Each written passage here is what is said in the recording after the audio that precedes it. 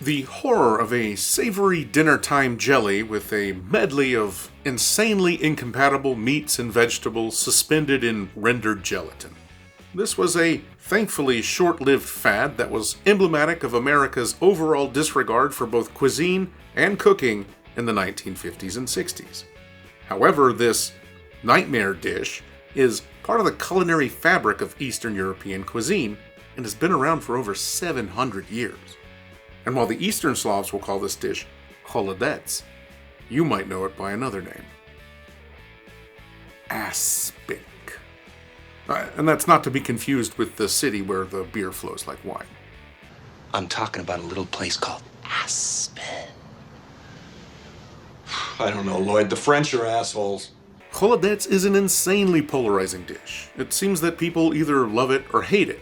And even the people that don't like it still oddly defend it.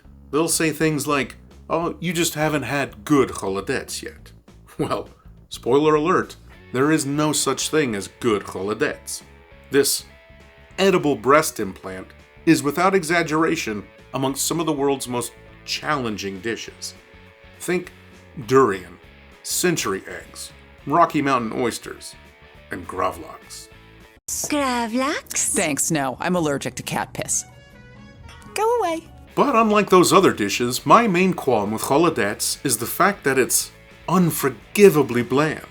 The amount of time and effort required to make it, and the baffling visual appearance, as well as the repugnant texture, sort of tricks your brain into thinking you're going to eat something rich and deeply flavorful. When the reality is, it's boring.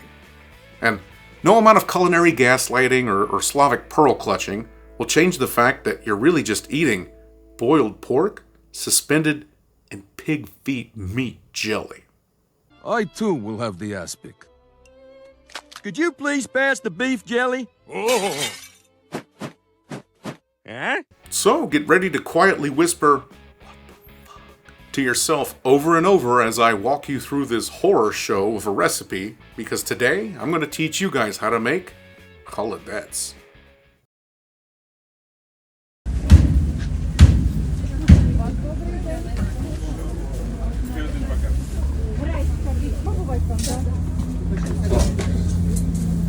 Лінки вам не треба, ножки. Це буде 60 гривень. If by some stroke of misfortune you end up with a sack of pig's feet and don't want to make something useful like a southern stew, a Chinese braise, or tonkatsu ramen, you can mistreat yourself and those in your culinary wake with holodets. All you need is 4 pig's feet and 1 upper shoulder for enough meat to shred into your swine jam. Chicken feet and an old tired rooster can be used for a lighter holodet, and there's also a fish version, but to avoid any undue gastronomic masochism, we're not going to get into that today. Aromatics are not always needed, but I use celery root, parsley root, and parsnips. Carrots, garlic, and onion will be added after the initial hard boil. I also used veal tails to lend their jiggly goodness to this dish as well. Since these trotters have been doing the truffle shuffle in swine flu and pig shit, you should soak them for at least an hour and up to 3 to help loosen any debris. If you manage to get the pristinely clean pig's feet from an Asian grocer, then you can skip this step. Here you can see the inside of the joints. This is what's going to provide you with collagen. So, if you don't have pig's feet, just get parts that have joints and a lot of connective tissue. So, something like a knee? Basically, a snake don't have parts. But if I had to call it anything, I would say it's his knee. Once soaked, you'll need to poach your hooves to clean them and remove some of the overwhelming pig flavor that I swear is so powerfully pungent it penetrated my kitchen tile. In a pot with rapidly boiling water, drop in your pig's feet and let boil on high for 20 minutes. Dump the water and scrub the pig's feet under cold running water, removing any remaining particulate or unwanted grossness. Get them as clean as your immune system will tolerate and prep them for the actual cook.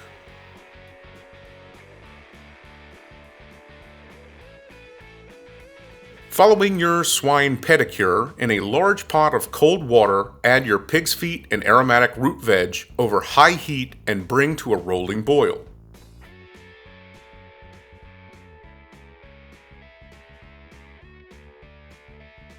During this initial phase, you'll need to watch the pot and skim off any pork trotter hoof scum, and make sure it doesn't come to a boil too quickly.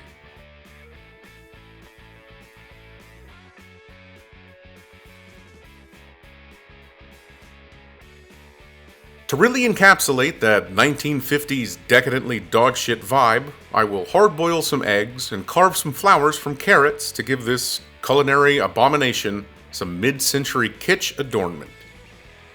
Feel free to add anything you want to try and brighten up this otherwise grim-looking dish.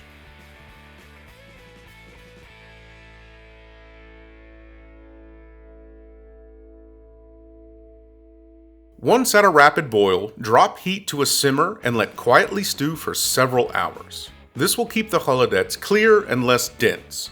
If you are limited by time or have only had experience making tonkatsu ramen before, just boil the piss out of it and sort out the mess later.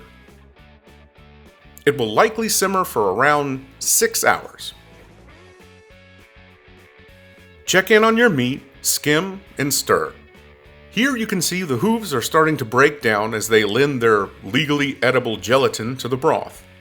The longer it continues, the more it will resemble some Lovecraftian Goldbergian river ghoul nightmare.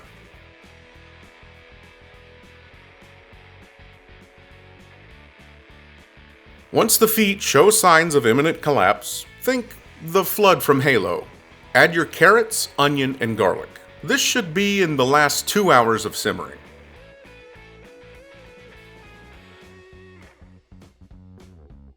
Once the meat is fall-off-the-bone tender, because the tendons and ligaments holding the meat to the bone have liquefied, remove the upper shoulder with the meat to let cool as you filter the rest of your ghoulish stew pot. Separate bones, waste, meat, and veg, and then pull your meat into pulled pork strips and chop your veg into small cubes.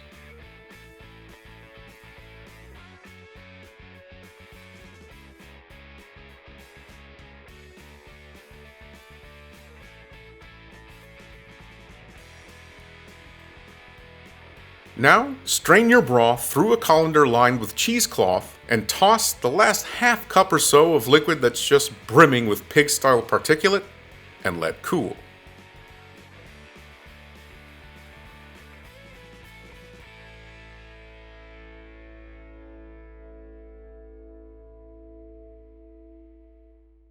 In your final container, bonus points if it's some ostentatiously pretentious crystal goblet, add your garnish and some chopped herbs. Once layered, add about an inch of your filtered broth and put into the fridge for an hour. Here your aspic is really going to start to take shape. Just try not to giggle to yourself as you say aspic over and over. Asperger. It's a serious disorder. Asperger. While your top layer is cooling in the fridge, mix the meat and the veg into the rest of the broth and salt and season to taste.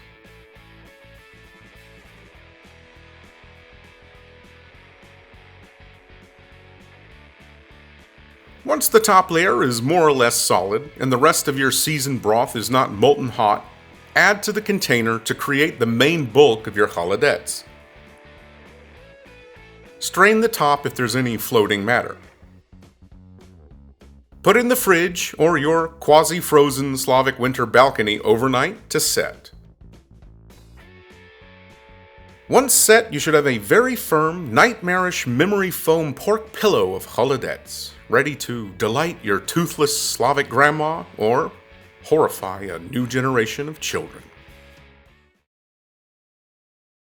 Alright, so after one of the most grueling evenings I've had in the kitchen in a long time to make something that I really do not like, I now have completed holodettes. I've made something similar when I've made broth for tonkatsu ramen, things like that, so just kind of keep myself in a positive frame of mind.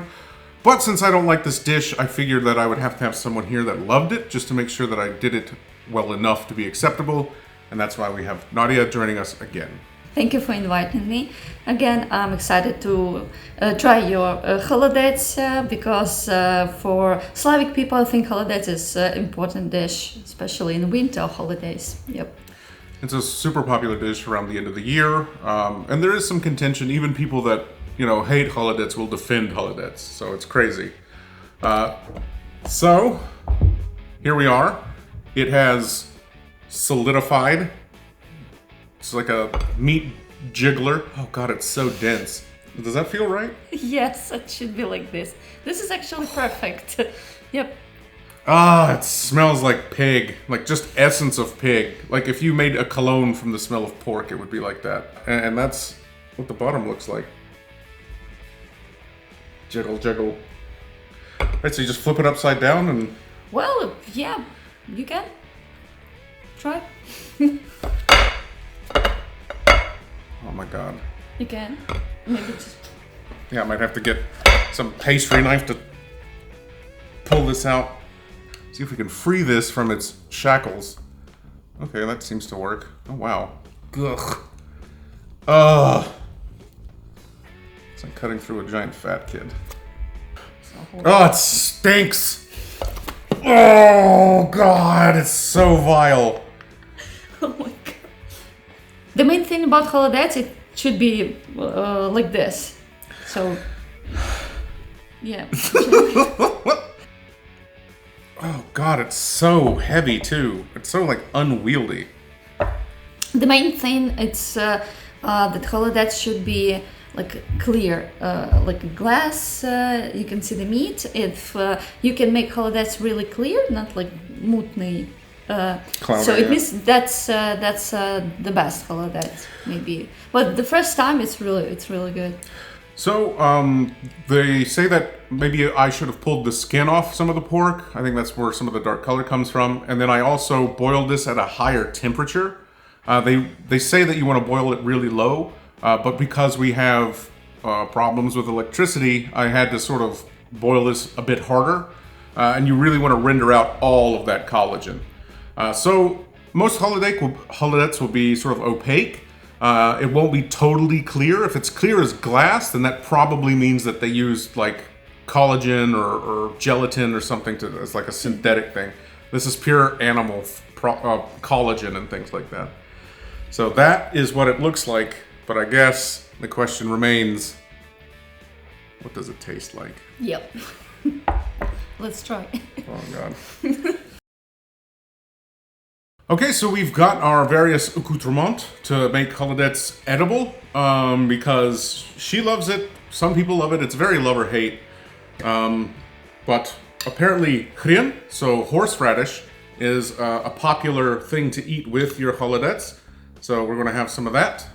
And also vinegar actually is good with this. Not everyone likes with vinegar, but I like with vinegar.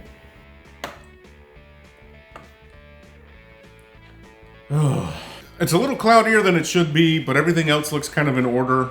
I think maybe I even boiled this too long, because this is really, really, really solid. So this is going to be like the most holodets ever, which is not what I'm looking for. So just, it's so solid. Oh my god. Oh, okay. Yummy. I don't know if the mic is picking this up with the sound of it going in. It's like...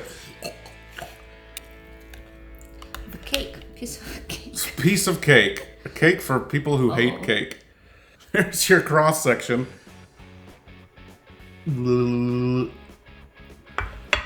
Oh. Okay. So, what now? Just try. I'm gonna let you try it first. Because if you say it's bad, I'm not gonna eat it. Yeah, you have to. You made it. I know, I know. Smells fine. The texture is correct. The taste is good. But yeah, you have this taste of pig a little bit in general. It's too porky. I guess Too porky maybe, yeah. I think I boiled it too long. Okay, let's get some meat in here. Oh god. But this is not the worst. Or this is pretty good. Holidays actually, for the first time. First and last. I can't imagine ever wanting to do this again. I hate this shit so much. Just once. It's soup that you chew. Like, my brain just can't understand it. Like, for me, like, Jell-O should be a sweet, fun little treat. There should be little pieces of fruit in it. You eat it in the summer. This is like... Oh. Actually, it's my first Jell-O in my life. It was not candies, it was holidays in my childhood. So. All right. Cheers.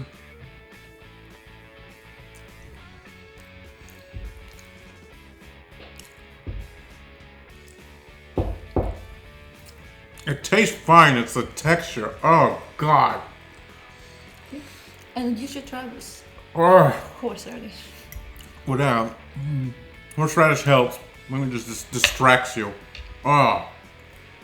It's so gross. So yeah, this should have been much clearer. Maybe I cooked this for a little bit too long. I don't know. Are you supposed to reduce the kopitki, the sort of hooves, to nothingness, or do you just boil it down a little bit? Because I think I did take it too long. Because it is supposed to be clearer, but not glass clear. And the texture's right? Yeah. It's good. It's good. Oh, God. It's like churning my stomach. All right, so vinegar. Like, the flavor's fine. Yeah. The flavor's okay. It's just meat and broth and carrot. It's just... God, the texture's just ghastly. Oh, a savory pork gelatin jiggler. It's like a pork jiggler. Whoa. The taste is good. No, really, like, the taste is not bad. It's good. Oh, my mouth is watering like pre-vomit. I'll try one more. Get rid of the two meat. Oh. Oh, God. The sounds of it. Delicious. At least you like it. I just like your reaction to this holidays. Why did you do this to yourself? Yeah, basically. That's basically the thought. For me, all this really complicated process for cooking and have these two bowls of holidays, but you use a lot of dishes, the big pot, you need to boil all this. So it's like a huge work to have this, like a little bit too much. It smells fine. It just smells like a really boring soup. But like super essence of pork. God, just the texture. I'm just looking at it. God, it looks disgusting. It's like taunting me over there. Those two eggs are like eyeballs, just like... Just add the jam or something else like the Joey and Friends. Meat's good. Jam, good. So just pretend that everything is good. Separately, it's good. Meat is good. Carrot is good. Raspberries, more lady fingers, then beef sauteed with peas and onions. What's not to like? Custard, good. Jam, good. Meat, good. Oh, it's making me ill. The horseradish helps. The vinegar helps. Then you put it in your mouth and like chew it and then it liquefies. It's like a pork gusher. Just like, blech. Okay. I don't like it even after I've made it. I don't want to make it again to improve on it. Don't leave your comments. I don't care what you have to say about it. I'm never doing this again. Never say never. Alright guys, so this was a fun little holiday video. I don't imagine that anyone's going to seriously cook this, and if you do, let me know. I think that if you took this to sort of a Christmas potluck, or a New Year's party, they might force you to leave, so I don't know. Or it could be an excellent white elephant gift. So that is the holidays, so that is Slavic holiday dining in a horrible 1950s style. Alright guys, thank you very much for watching. Nadia, thank you for joining me. Thank you for inviting. And I hope you guys have a good end of your year and make this whenever you want. I dare you, but don't say I didn't warn you. Alright guys, till next time. Bye. Холодець як холодець.